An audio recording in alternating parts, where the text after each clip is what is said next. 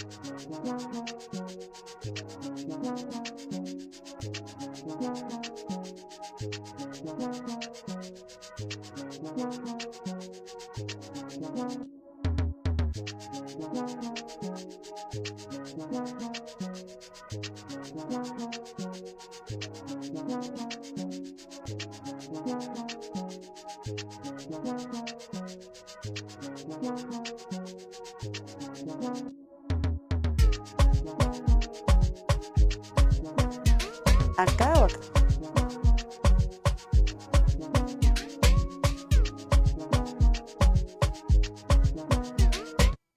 Hola, buenas tardes. Bienvenidos nuevamente a estas charlas de divulgación. Estamos casi cerrando el año, ya falta muy poco para terminar. Y estamos en el mes donde la UAM conmemora, celebra, recuerda que estamos a 50 años de haberse fundado esta universidad.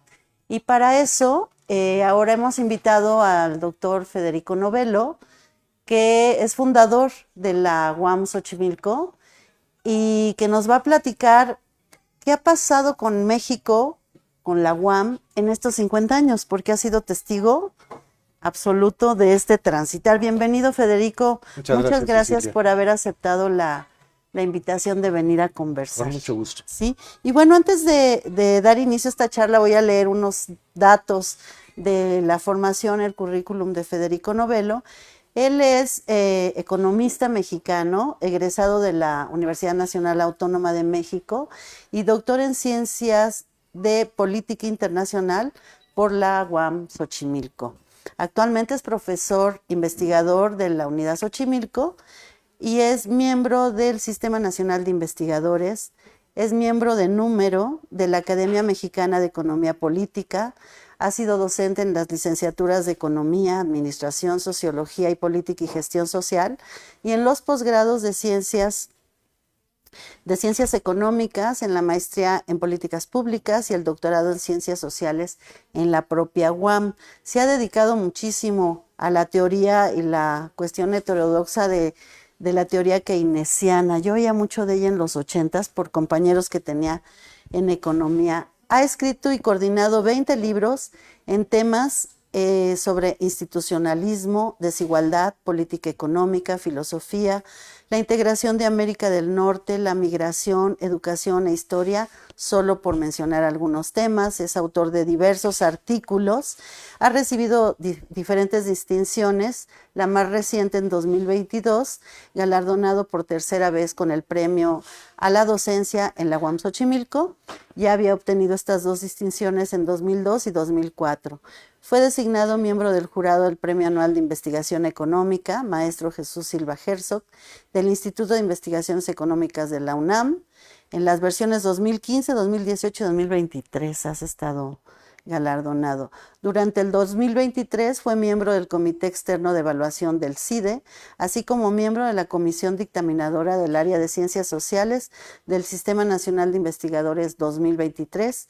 Y bueno, ha sido reconocido por su perfil deseable. Fue director general fundador de la revista Planeación y Desarrollo de Editorial Aleph y ha sido consultor de Nacional Financiera, de la Organización de Estados Americanos y de la Cancillería Mexicana para formación de recursos humanos en evaluación de proyectos de inversión en México, Guatemala, Nicaragua, El Salvador, Brasil, Chile y Argentina, y ha sido miembro de diversas comisiones dictaminadoras. Y bueno, hace poquito fuiste invitado a dar unos comentarios sobre cómo llegaste a la universidad y qué encontraste cuando la UAM se fundó. y luego a 50 años, pero fueron 3 minutos de participación y los que estuvieron ahí en esa mesa, creo que era muy importante como dar un poco más de espacio para que platicaran sobre esto. Pero antes de que me digas cómo encontraste a la universidad, ¿por qué llegaste a la UAM Xochimilco si todavía no existía un espacio físico? ¿Cómo creíste que era un proyecto interesante en el que te podías incorporar como profesor? Bueno, yo estaba trabajando en la Secretaría de la Presidencia, en la Dirección General de Inversiones Públicas, y ese trabajo que yo lo había iniciado con el año, prácticamente enero de 74, fue un espacio en el que yo tuve oportunidad de conocer al doctor Salvador Ortiz Pérez. En un plazo relativamente corto, en el mes de junio, Salvador, con el que tenía yo una relación amistosa muy agradable, y yo evaluaba los resultados de la inversión pública en el desarrollo rural y él en la salud y la educación. Y aquí entre nos, yo le enseñé muchas cosas relacionadas con evaluación de resultados de la inversión pública. Y él se despide de mí en junio, me dice, voy a la creación de una universidad. Estoy siendo invitado por el doctor Ramón Villarreal, que fue director de la Escuela de Medicina de la Universidad de San Luis Potosí, y pues Me voy. nos veremos. A finales de septiembre de ese mismo 74, Salvador me habla por teléfono ahí en la Secretaría de la Presidencia y me dice, ando por aquí, por el centro, y quisiera comer contigo. Sí, le dije, pues yo salgo 2:30, 3, y te encuentro.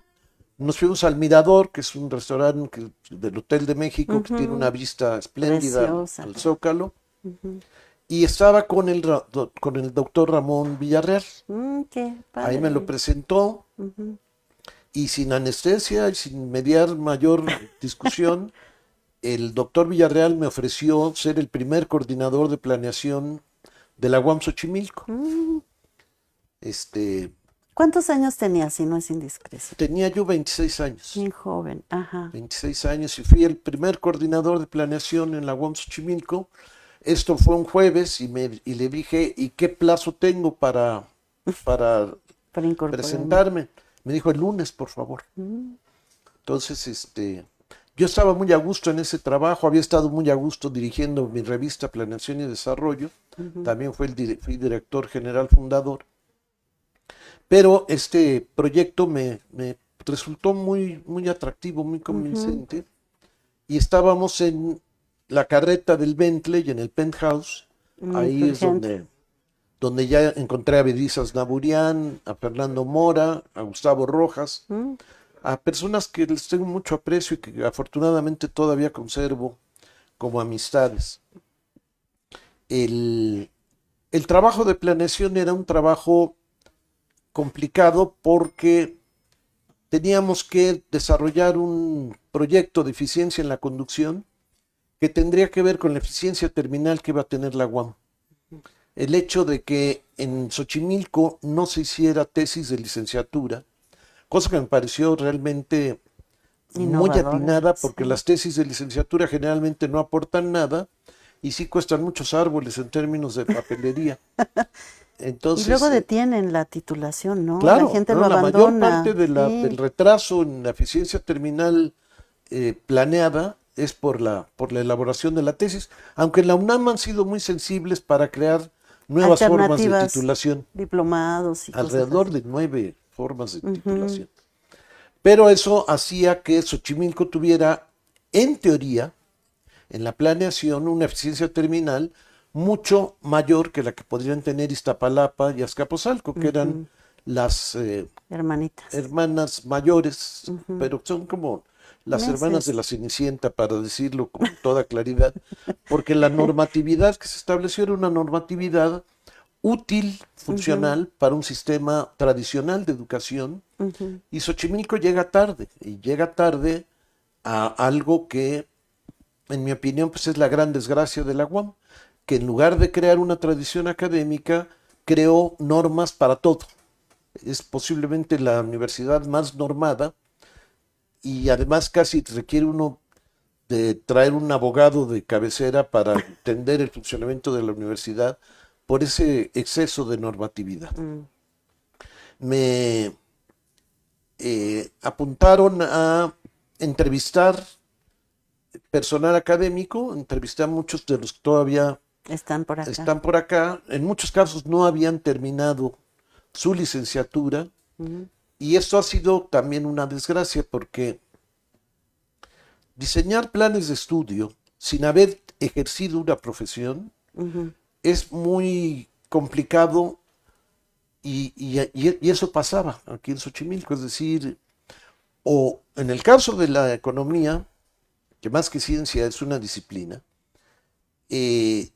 teníamos el gran peso de la corriente dominante en los Estados Unidos, que en la década de los 70 pues es una corriente totalmente conservadora, la del monetarismo, justamente por la crisis que combina estancamiento con inflación durante esa década, y entonces, y eso jubila a la política keynesiana. A la teoría keynesiana no se le había tomado nunca muy en serio en términos de formación de economistas, pero la política keynesiana sí. Incluso se hablaba... ¿Qué diferencia había con la otra política conservadora? Que es una ciencia o una disciplina positiva, es decir, analiza las cosas como son. La teoría convencional es totalmente normativa y analiza las cosas como debieran ser. Nunca le atina a nada que tenga que ver con la realidad. Pues no, es que es... Porque parte del la supuesto sociedad es que está no viva, están ¿no? disponibles. Claro. Sí, cambiante y... Ajá. No, y supone cosas que no suceden nunca. El pleno empleo, el encuentro equilibrado de la oferta y la demanda, el vaciamiento de los mercados, una serie de cosas que son unas tonterías que todavía se les siguen enseñando a los estudiantes aquí en la UAM, que no sirven absolutamente para nada, el esquema ISLM, una serie de teorías normativas que no sirven para comprender y mejorar a la realidad. Este sería el primer asunto. El cambio que significó este tipo de crisis a escala mundial, pues fue un cambio de alta profundidad. Y el cambio que significó para México fue un cambio en el que cuando se funda la UAM, Cecilia, los gobernantes del país eran egresados de la UNAM, secundariamente del Politécnico, pero fundamentalmente de la UNAM. Los presidentes eran egresados de la Facultad de Derecho de la UNAM. Este cambio que se da en los años 70 y que la UAM simplemente no lo puede leer, no puede adaptarse a él, representó el ascenso de la oferta privada. Las universidades privadas en México se inventaron para combatir el ideario cardenista y la estatización de la actividad económica, y el hecho de que los funcionarios públicos procedieran fundamentalmente del ITAM, secundariamente del TEC de Monterrey y de la Universidad de Anáhuac. Son otras visiones. Claro, totalmente. Son universidades que se inventaron para administrar empresas, no para hacer funcionar países. Es algo que nos significó un cambio de este tipo. Nosotros queríamos formar estrategas de política económica y acabamos formando un proletariado de oficina cuando conseguían empleo, ¿no? Porque ahora pues están atrás de un volante en un Uber o cosas por el estilo, y con un cordón umbilical extraordinariamente grueso que hace que todos quieran quedarse en la UAM. Es decir, tenemos un pecado original que es haber contratado personal que nunca había tenido una práctica profesional. ¿Y por qué decidieron hacer eso? Por una razón de carácter estratégico, es decir, la susceptibilidad al cambio que representaba la conveniencia de tener gente con mente abierta para un nuevo esquema educativo, que es todo este vocabulario críptico y parroquial del sistema modular, requería gente joven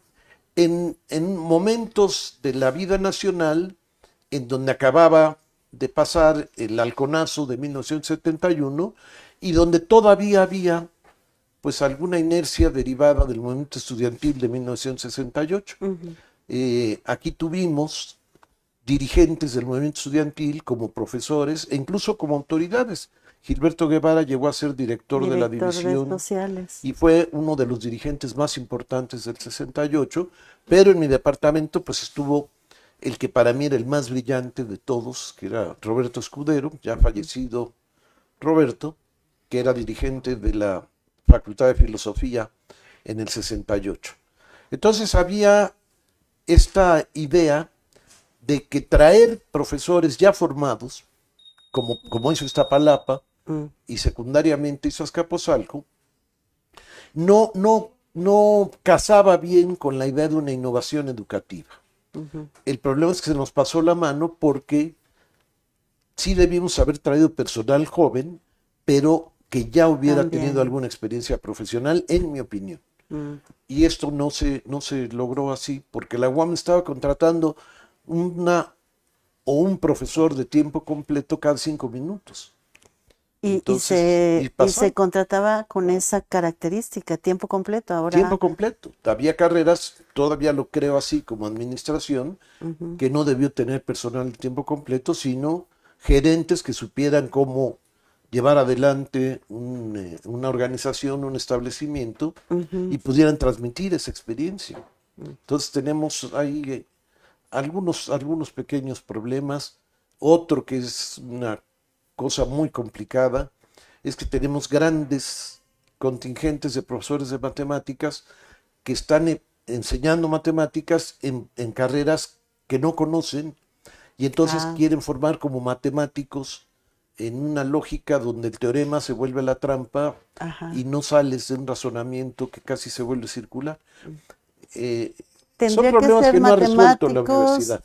¿Tendría que ser, por ejemplo, un administrador que haga un posgrado en matemáticas para que conozca? No, tendríamos que tener economistas que supieran en matemática económica y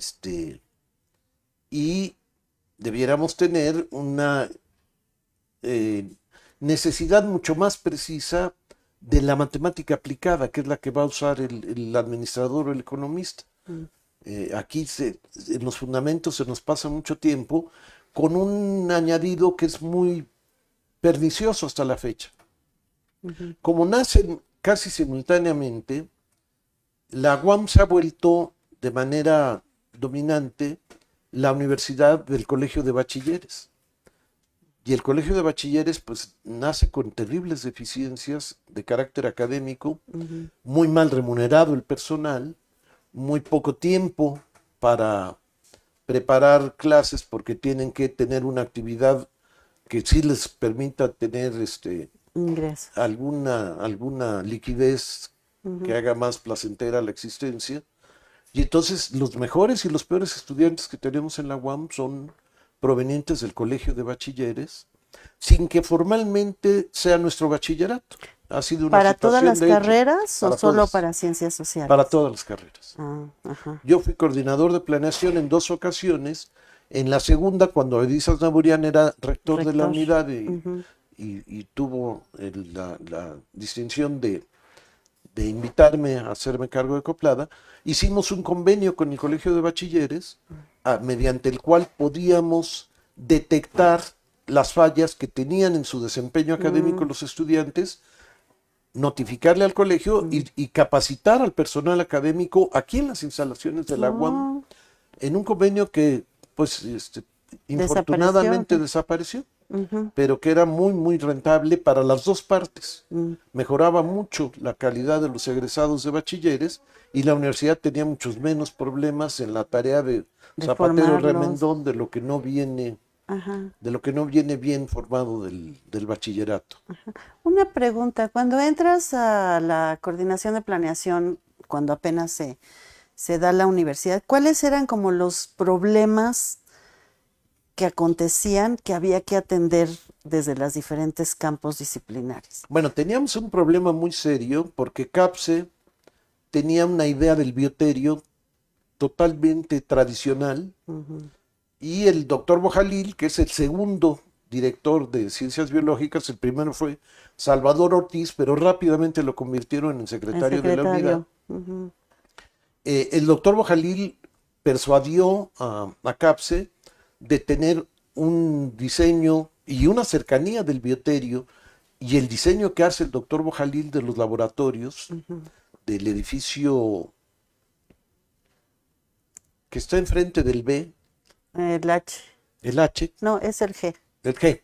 Sí, el H también es de biológicas.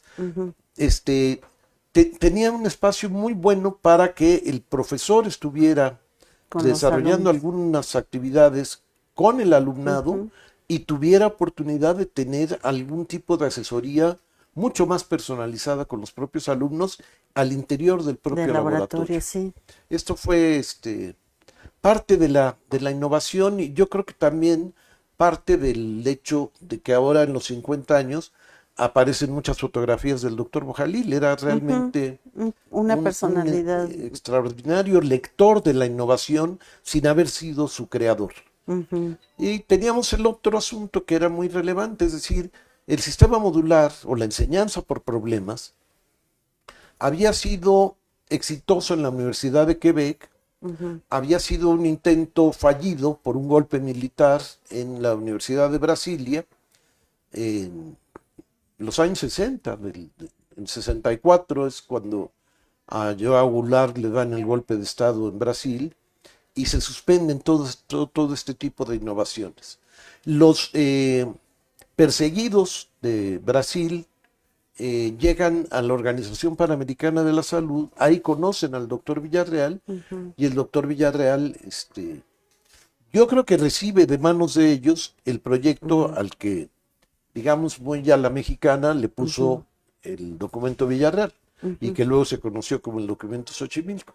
En realidad los que sabían bien del tema eran Rolando García, que había trabajado con Jean Piaget, y un doctor brasileño que había llegado con la experiencia de la Universidad de Brasilia a la OPS. La inauguración en 1974, el 11 de noviembre de 1974, rápidamente provocó el primer movimiento estudiantil. Tuvimos un movimiento estudiantil muy peculiar a la semana de haber iniciado, porque para los estudiantes era totalmente críptico el sistema modular. Sí, y querían una explicación de qué diablos era eso. Ahora se tiene un trimestre, conocimiento y sociedad, con un solo módulo. Cuando se funda la UAM en noviembre de 74, tuvimos 3 módulos en el primer trimestre.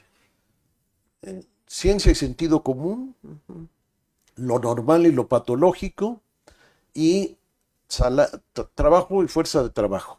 Qué bonitos nombres. Sí, además parecían extraídos de algún manual estalinista o de la salud. Pero era de una intensidad y de un cambio de canal. Sí. Y teníamos unos verdaderos gigantes en la docencia. Yo recuerdo, por ejemplo, a un exrector de la Universidad de Buenos Aires, que fue de los profesores fundadores y que tuvo un papel fundamental en el diseño del segundo módulo, que era lo normal y lo patológico, pero no como un problema estrictamente de salud, sino como un problema de carácter social. ¿Y cómo se llamaba él? Federico Laguzzi, un profesor muy joven, que además él viaja a México porque le ponen una bomba en su casa y matan a su bebé de muy pocos años, y él, contrariamente a lo que ha sucedido con el resto, se regresa a Argentina en cuanto hay condiciones para seguir luchando allá, porque pues tenemos una cantidad de personal académico proveniente de allá que allá jamás hubiera tenido los ingresos que tienen acá, y que además vinieron a estudiar acá. Yo ingresé en los 80s a estudiar y me acuerdo que había muchos uruguayos, chilenos, argentinos, ¿Sí? ¿no? ¿Cómo es que no se llegan regresaron? acá? Algunos ya grandes, ¿no? Poquitos, sí. El Poquitos, doctor pero sí era Enríquez, chileno, que era muy una notorio. eminencia Ajá, en los cursos de anatomía, en el tronco divisional de biológicas y en la carrera de medicina. Pero el asunto es que teníamos mucho contraste. Gente muy joven, sin ninguna experiencia profesional, académica. y algunas verdaderas eminencias. En una primera ronda, en algún año previo a estar por acá, el doctor Bojalil estuvo en alguna de las listas muy grandes para el comienzo de aspirantes al Premio Nobel de Medicina. Y era pues un extraordinario profesionista que rápidamente se enamora del sistema modular y le da un gran impulso, Impulso. Yo diría que el mayor impulso. Y además formando muchos maestros Sí, que se y creando agruparon muchos con él. espacios de discusión de las condiciones óptimas de operación del sistema modular. El problema seguía siendo esta no experiencia profesional del personal, porque si tú no conoces los mercados de trabajo, es muy difícil que puedas saber qué debe saber un profesionista de cualquier profesión. Exacto. Y esa era nuestra falla. Una falla que se agrava todavía más porque no teníamos o teníamos muy superficialmente cursos de inmersión respecto a la epistemología, a la pedagogía.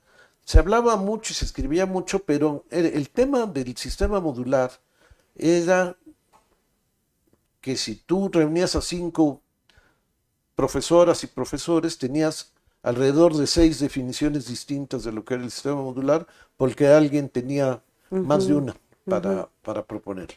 Entonces había mucho desacuerdo y había pues mucha superfluosidad para plantear qué era el sistema modular. Había quien decía que consistía en tutearse entre los alumnos y los profesores, había quien decía que tenían que ser grupos de no más de 25 estudiantes, pero no entraban realmente en la relevancia que tiene extraer problemas de la realidad para convertirlos en objetos de transformación y girar alrededor de la investigación modular toda la toma de saberes que te proporcionaría las disciplinas ya establecidas.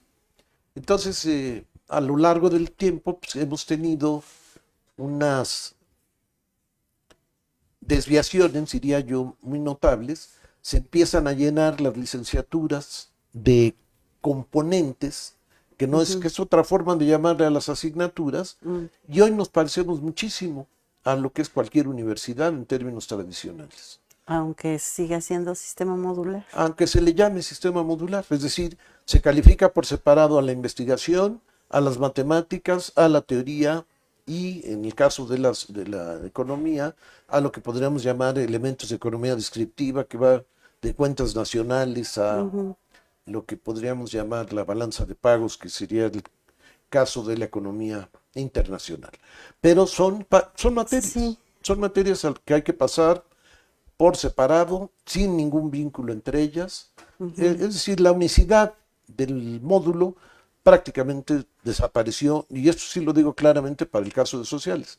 En diseño tuvieron una idea brillantísima, es la tercera división en términos cronológicos, pero ahí evitaron lo que para sociales ha sido pues, una desgracia. ¿A qué me refiero? A que cada departamento creyó que tenía que tener una licenciatura en propiedad, por lo menos. Entonces, producción económica tiene administración y economía, educación y comunicación tiene a psicología y comunicación, relaciones sociales tiene a sociología y sus dos variantes, educativa y laboral, y política y cultura, que era el que se había salvado, pues Sociología se apropia de política y gestión social. Y entonces, lo que era un trabajo matricial muy interesante, donde tenías profesores de todos los departamentos en cada uno de los cursos, se vuelve una apropiación departamental y tienes pues una como facultades pequeñas. Sí, pareciera. Como pequeñas facultades. Y en los 80 surge la carrera académica, ¿no? que es un poco para detener que los maestros no se, si hacen posgrados no se vayan a otras partes y que tengan pues un sueldo mayor. ¿Ese fue el objetivo? En los 80 teníamos, sobre todo a mediados de los años 80, teníamos un ingreso mensual promedio del personal académico de alrededor de $400. Entonces, ¿qué teníamos? Teníamos un empleo secundario, casi todos, porque eso simplemente no te alcanzaba para nada. Antes de la carrera académica, primero el rector general González Cuevas inventa lo que es un reconocimiento anual por el desempeño que se mantiene ahora como beca de investigación y de docencia. Y después el doctor Gustavo Chapela, como rector general, se plantea una serie de becas y estímulos que convierten al salario base más o menos en lo que sería el banderazo de un taxista, y lo que se vuelve relevante pues es la obtención de becas y estímulos.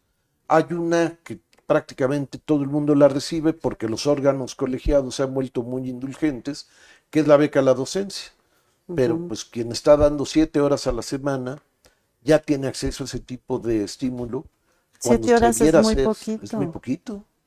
Es muy poquito. Debería ser mucho más. Tienes el problema de la evaluación que hacen los alumnos, que es un instrumento necesario pero pésimamente diseñado. Pareciera que habría que preguntarle a los alumnos si los profesores llevan las uñas bien cortadas, en lugar de cuestiones realmente académicas relevantes. De fondo. Ajá. Y por lo menos cuando yo fui consejero divisional 2 veces y luego como jefe de departamento también estuve 4 años en el consejo divisional. ¿De qué fuiste jefe de departamento? De producción económica, de 2010 a 2014. La idea era que si los alumnos no aprobaban a alguien, ese alguien ya no podía obtener esa beca. Pero se crearon mecanismos de apelación y haz de cuenta que estás escuchando una telenovela en cada caso, y el órgano indulgente otorga ese estímulo. Los otros son un poco más complicados. Tienes que tener una producción intelectual relevante, tienes que cumplir con una calidad en la docencia que realmente pues te permita lo que yo he tenido, que no conozco a nadie más que haya ganado 3 veces el premio a la docencia en su división, pero es tener lo que deben tener los cirqueros, lo deben tener los profesores académicos, amor a lo que haces. Y aquí has tenido muchas salidas para dejar de hacer lo que debes hacer. Entonces, ¿qué tienes? Pues tienes personal que se dedica a consultorías, que la consultoría que realiza la presenta después como resultado de investigación, lo cobra doblemente y hace trampas pero la castigada ha sido la docencia. Tú puedes recorrer a esta hora o cualquier hora en las aulas y los cubículos y encuentras un enorme ausentismo y muy poca autoridad moral del personal directivo, porque no tenemos sabios, no tenemos reyes filósofos como hubiera querido Platón. Y entonces lo que tienes es una enorme debilidad, porque los cargos de jefe de departamento, de coordinador de la carrera hasta rector, son cargos de elección popular. Entonces nadie traiciona a sus electores exigiéndoles que cumplan con las obligaciones que tienen.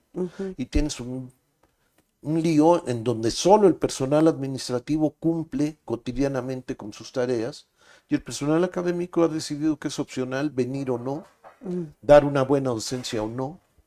Pero no hay regulaciones para que cumplan con, ¿no? No las hay.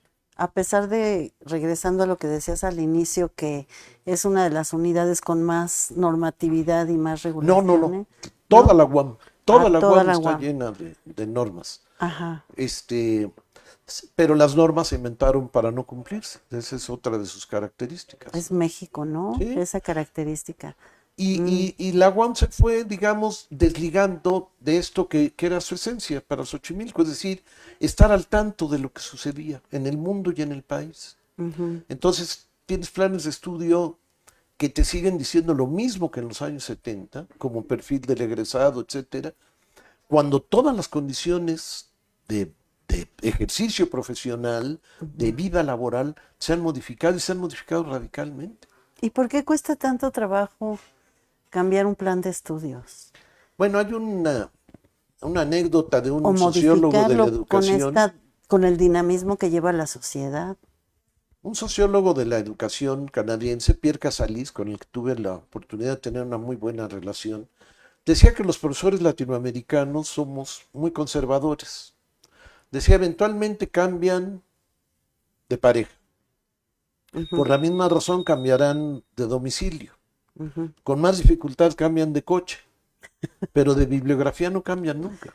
Ah, Y entonces lo que se medio aprendió en la vida universitaria como estudiante es lo que se sigue enseñando. Si nos va bien. sí. Bueno, a ver, entonces en los 80 yo ubico esto de la carrera académica.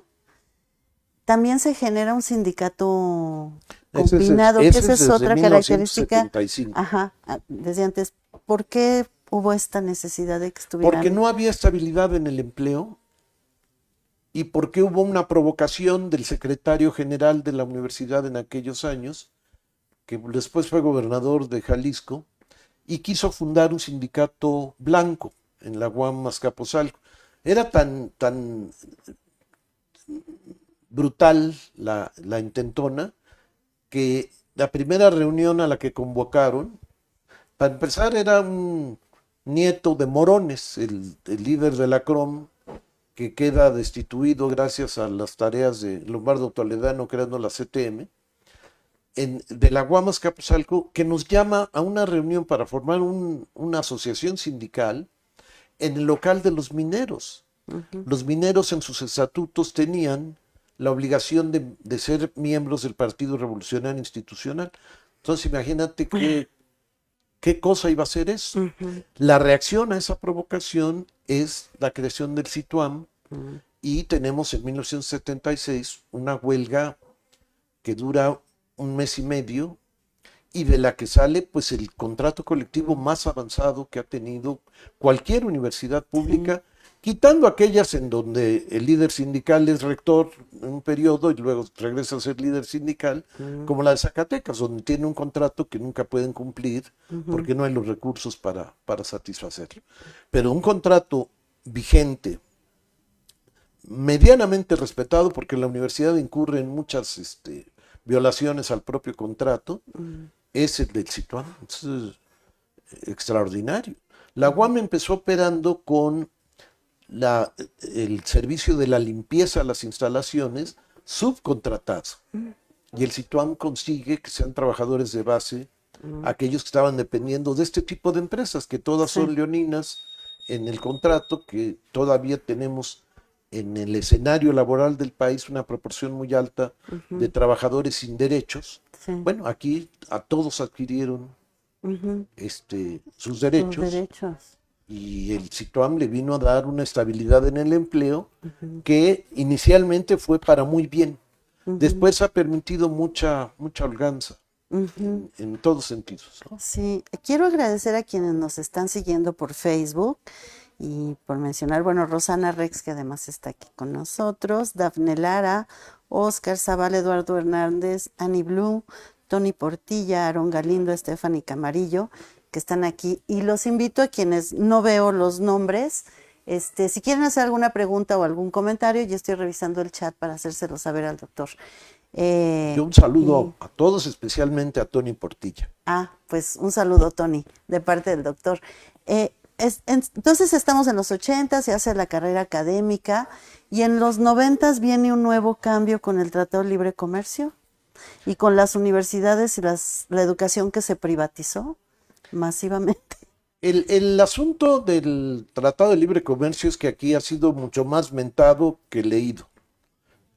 La UAM tiene muy pocos, aquí está un brillante exalumno mío que ahora está trabajando su postdoctorado conmigo, que es de los pocos estudiosos de lo que es ese instrumento desde 1974, Acuérdate que inicia operaciones el mismo día que hay el levantamiento del Ejército Zapatista de Liberación Nacional. Y había absurdos. Yo recuerdo alguna directora de biológicas que decía que lo importante era aprender inglés. Es decir, no sabían qué era el tratado, pero creían que sí sabían. Y era pura intuición, intuición equivocada. El asunto es que el único apartado del propio tratado que tiene que ver con educación era un intento de armonizar los intereses de uno y otro país. Es decir, me explico rápidamente. Tú tienes en Estados Unidos y en Canadá, en 3 años de vida universitaria, la formación de un ingeniero. En México, por lo menos son 5 años. Tienes una versión de la historia patria que en Estados Unidos era pues prácticamente el más ambicioso proyecto federalista, y para nosotros había un problema con haber perdido la mitad del territorio nacional por instigación de 2 gobiernos estadounidenses, el que hace meter a Samuel Houston a Texas para buscar su independencia, y el que cuando el país que era Texas pide formar parte de la Unión Americana 10 años después, el que nos lleva a declarar una guerra que no podíamos ganar y que nos hace perder pues toda la parte oeste. Entonces son historias muy difíciles. Ahora con Trump vamos a ver lo difícil que es convivir con estos, muy difíciles de armonizar. Entonces se crea una comisión binacional para suavizar la historia, para decir, pues la doctrina Monroe sí estuvo pensada para ayudar a las naciones latinoamericanas. No es cierto, estaba pensada para tener en Estados Unidos al dueño del continente. Este era el propósito. ¿Por qué para México era conveniente este acuerdo? Bueno, porque ya un año antes, 1989, Canadá y Estados Unidos habían tenido un acuerdo que incluía por primera vez no solo el libre comercio, sino la libertad de la inversión. Y Canadá había defendido bastante bien lo que era su industria cultural. Para México era una oportunidad importante el poder recibir inversiones del extranjero. El ahorro interno mexicano nunca ha podido ser una palanca para el desarrollo, y entonces el que, además de la libertad de comercio, tuviéramos la posibilidad de captar inversión, que por cierto, creció mucho más la inversión extranjera directa antes del tratado, pero ya en los años 90, que después del tratado. Y cada vez tenemos más un vicio estadounidense que hace que solamente se reinviertan utilidades y ya no tenemos inversión propiamente tal. En el mismo tratado han pasado cosas como llamarle inversión extranjera directa a la venta de Banamex. Cuando tú tienes ya un establecimiento funcionando y lo vendes, no es inversión extranjera, es simplemente una compraventa. Pero era muy conveniente plantear eso. El impacto ha sido no en la educación. El tratado no ha tenido ningún efecto en la educación, pero tiene un efecto muy importante que ha ayudado a la industrialización de las exportaciones. México es un país totalmente distinto a América Latina, al resto de América Latina, porque los países de América Latina exportan materias primas y alimentos. Yo les digo a mis alumnos que los países que se especializan en producir y exportar materias primas y alimentos, en realidad se especializan en ser pobres. México tiene otra estructura de las exportaciones, totalmente industrializada o mayoritariamente industrializada.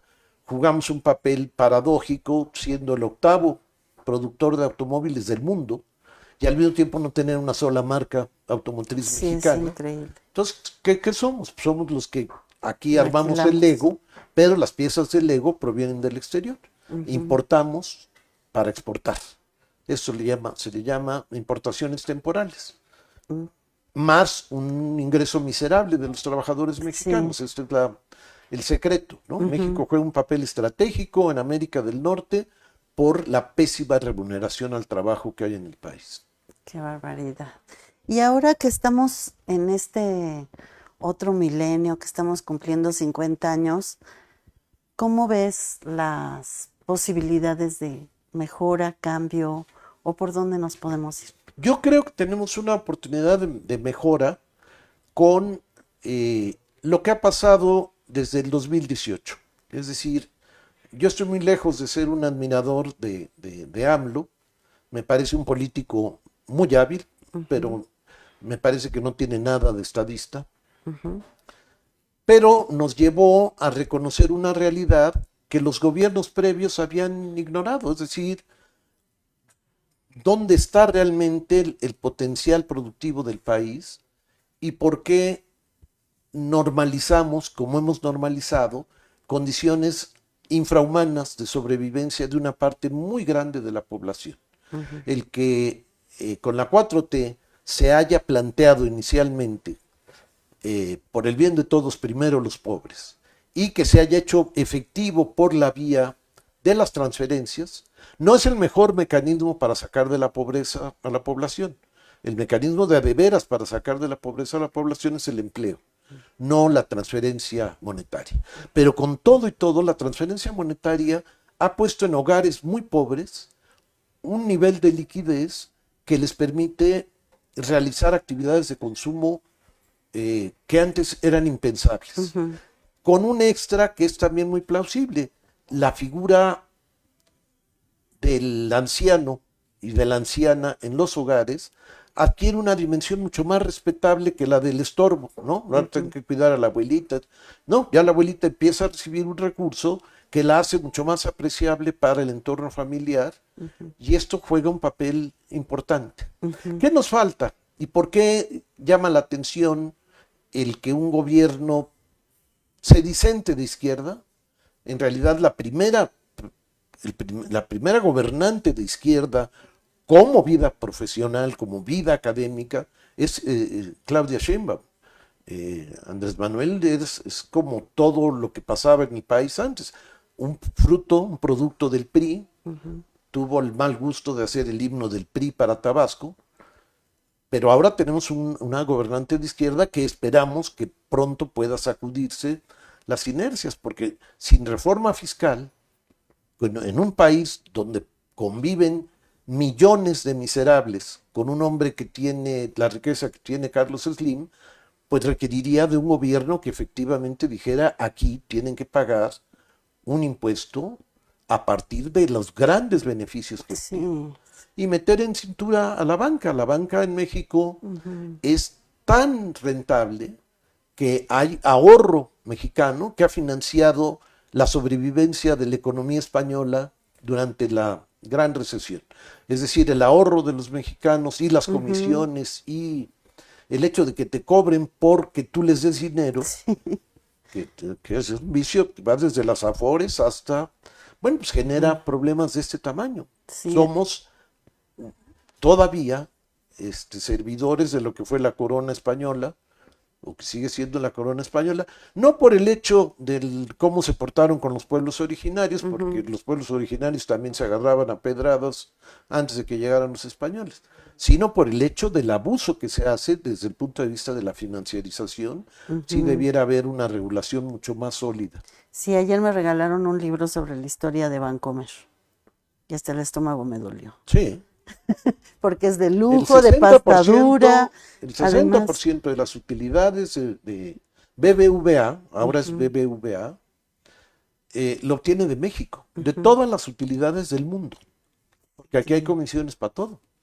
Es una cosa que el gobierno simplemente ha volteado para otro lado, porque o bien lo que nos contaba, perdón que te interrumpa, Leida Samar, sobre la extracción minera. También. Que pagan muy poco de impuestos y dejan muy poca ganancia al país, un 5% de impuestos y están ocupando más del 50% del territorio nacional. Pero además lo están devastando. No, pues están contaminando el agua, la tierra, la gente, el aire.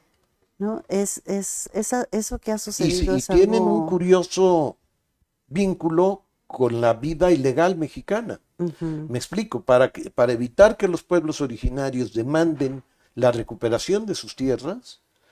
Los mineros canadienses, más el Grupo México, que es una sarta de ampones, tienen relación con los sicarios del narcotráfico para reprimir a los pueblos. Sí. Esto lo ha trabajado muy bien Claudio Lovnitz en dos trabajos muy buenos que son resultado de unas conferencias que dio en el Colegio Nacional.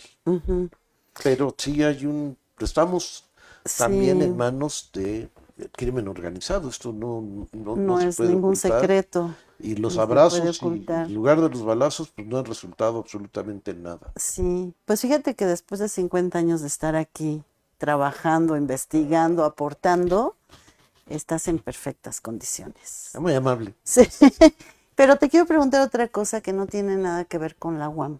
Tú eras adolescente en la prepa, segundo de prepa, 17 años, a lo mejor estabas enamorado o andabas detrás de una chica o ibas a fiestas o no ibas a fiestas. No sé cómo eran tus 17 años. Pues yo te podría decir de mis 16, porque fue mi primera novia. A ver, A los cuéntame. 16, pues es Tony Portilla. Ay, Tony, muchos saludos. Qué bonito que andes por aquí. Es mi mujer, oye. Ah, la acabo de conocer Sí. recientemente en esta conferencia. Bueno, más bien la presentación de un libro que se llamó Así no es. Así no es. Qué bonita De Viri estuvo la Ríos y de Ray presentación y Campos. ahí tuve oportunidad de conocer a Tony. No sabía que era Tony en el Facebook. Muchos saludos y gracias por estar aquí. Y feliz cumpleaños, que acabas de cumplir años recientemente. Sí. En los 16 conoces a esta chica, Sí. tu primer amor. ¿Y cómo pasas a segundo y te dicen tienes que elegir carrera, área? Lo tenías clarísimo, voy a ser economista. Sabes Para que toda tenía mi yo una vida. experiencia muy fuerte desde la primaria. Mi profesor de primaria era estudiante de economía. Había estudiado algo que pasaba mucho en los años 50. Había estudiado la normal y se había inscrito y trabajaba. Y cursaba una larga carrera de economía porque iba tomando pocas materias por año. Pero a mí me impresionó mucho porque fue de los líderes magisteriales de 1959, cuando Tom Salazar es detenido y hay una represión muy fuerte. Era un ambiente muy pesado, fue la represión al movimiento ferrocarrilero también en 59,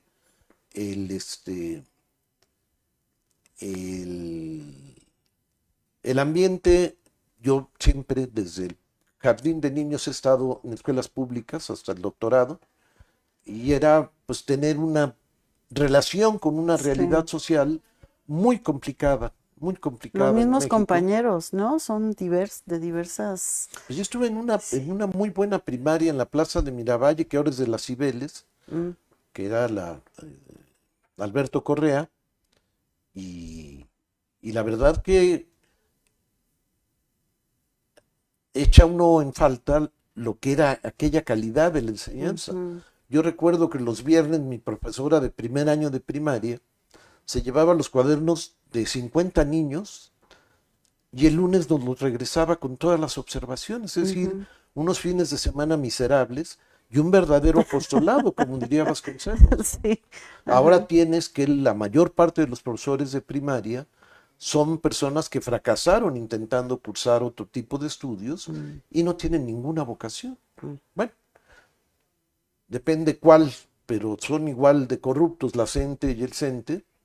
Algunos son muy buenos para la corrupción al estilo el Bester Gordillo y otros son muy buenos para agarrarse a golpes con los granaderos, pero dices, la calidad académica no se pone a prueba por esa vía, ¿no? Y además quieren tener la plaza garantizada cuando salen de los estudios y ningún tipo de evaluación. Y acá nos damos cuenta de las deficiencias Al que llegar hay a la universidad. claro. Sí.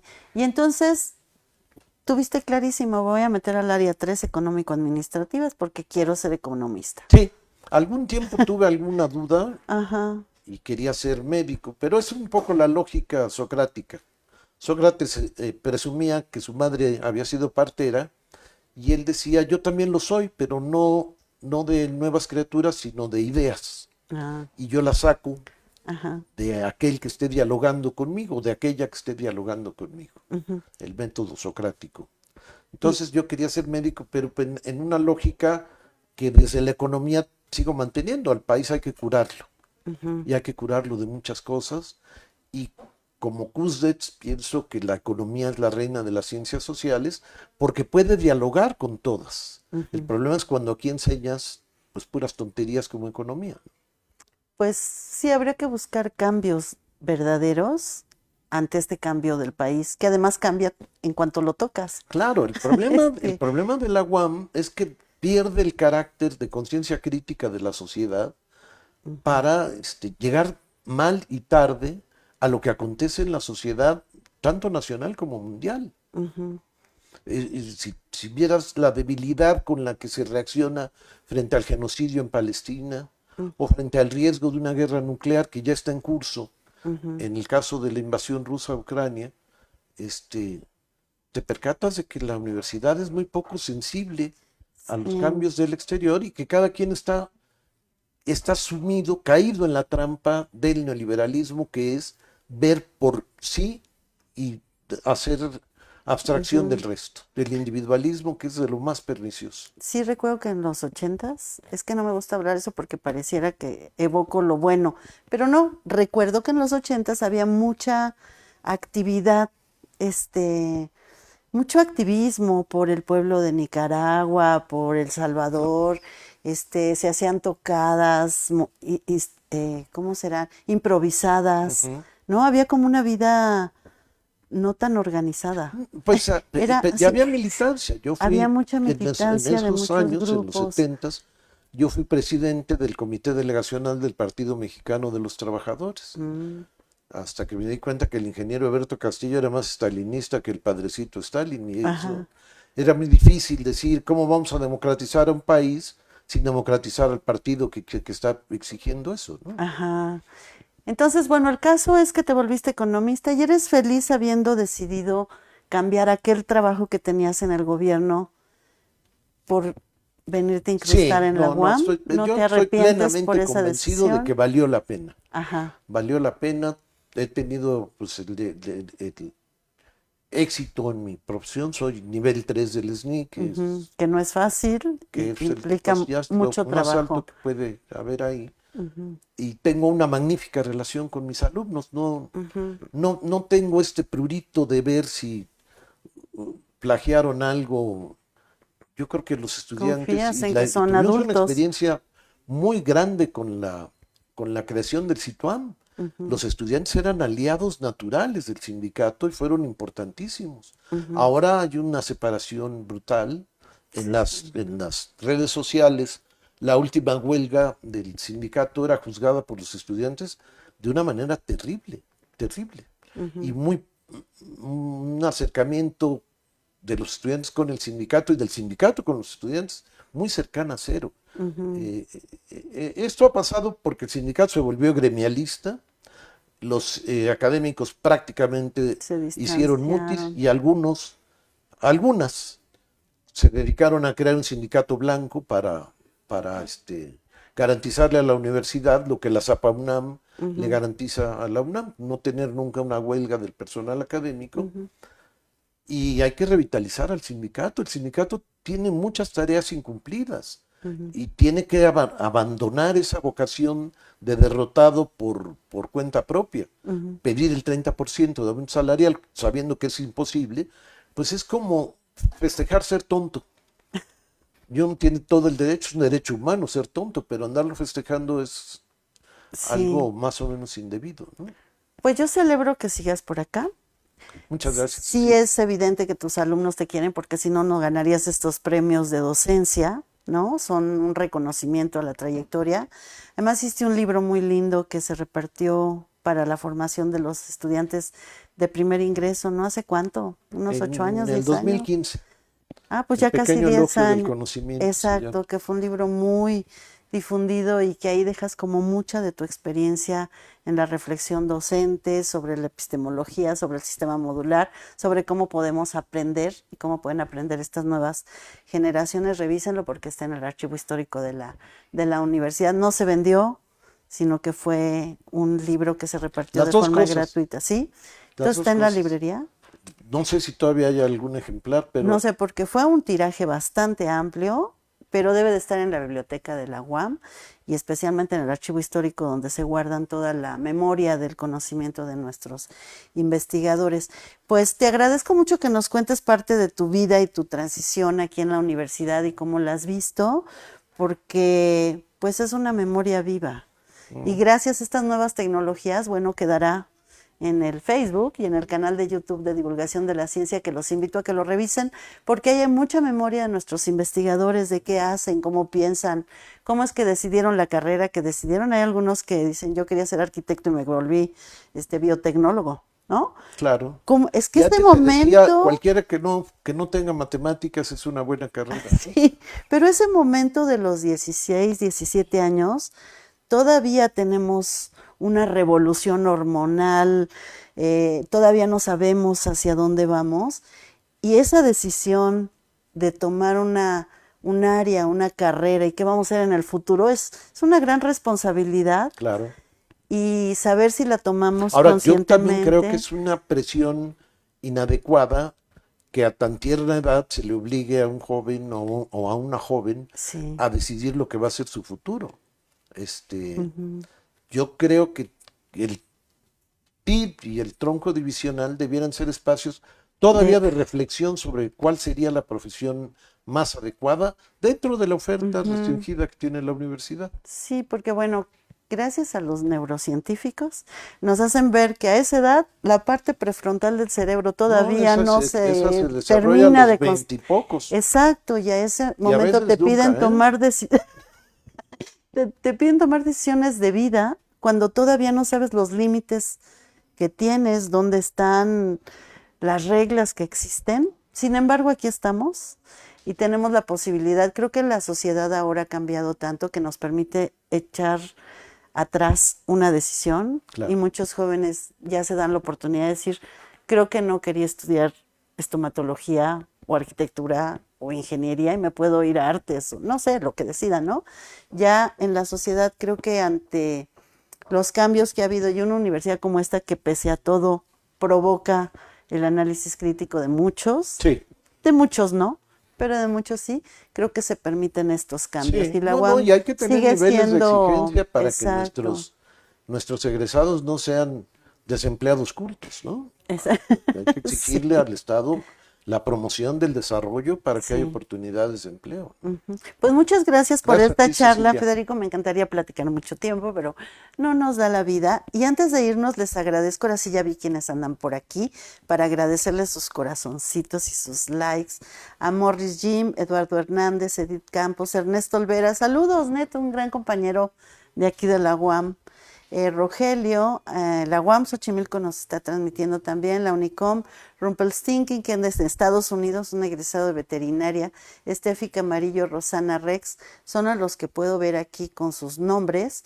Y bueno, Tony Portillo, Portilla. Portilla, que también estuvo aquí desde el inicio, y a todos los que se han manifestado y los que nos siguen, los invito a que compartan esta charla, que más personas puedan conocer al doctor Federico Novello a través de este lugar que no es el especializado en economía ni en educación, sino que es de divulgar el conocimiento que se genera y de nuestros propios investigadores. Pues nuevamente te agradezco. No, yo soy el agradecido. Gracias a los compañeros que andan aquí también presenciales siguiendo la charla. Y bueno, agradezco a mis compañeros de la sección de producción videográfica y sonorización, que a cargo está mi compañero Oscar Zavala, a Rocío Silva, la jefa de la librería, y a los compañeros de la librería que siempre tan amablemente nos están apoyando para poder hacer las transmisiones desde este bello recinto que es la librería precisamente Luis Felipe Bojalil, a quien mencionaste Claro que tanto, sí. querido profesor que ya partió, pero fue de los fundadores del sistema modular y defensor del mismo. Y bueno, a la doctora Marta Flores, quien es nuestra coordinadora de extensión universitaria y difusión cultural, y a la doctora Angélica Buendía, secretaria de la unidad, compañera tuya del Departamento de Producción Económica. Yo la traje de Coajimalpa. Ah, sí. Sí. Bueno, pues ahora nuestra secretaria de unidad, y por supuesto el doctor Francisco Javier Soria López, quien es el rector de la Unidad Xochimilco y que apoya estas transmisiones y este proyecto de divulgación de la ciencia en la UAM Xochimilco. Pues buenas tardes, nos vemos pronto y el próximo jueves vamos a platicar de otra cosa, que es los metales pesados le hacen algo malo a nuestro cerebro. ¿Dónde están? ¿Los comemos? ¿Pasan junto? ¿Cómo es que nos llegan al cerebro y cómo nos pueden afectar? Con el doctor Camilo Ríos. Pues muchas gracias y nos vemos pronto. Hasta luego, buenas tardes. Muchas gracias. No te vayas, todavía no.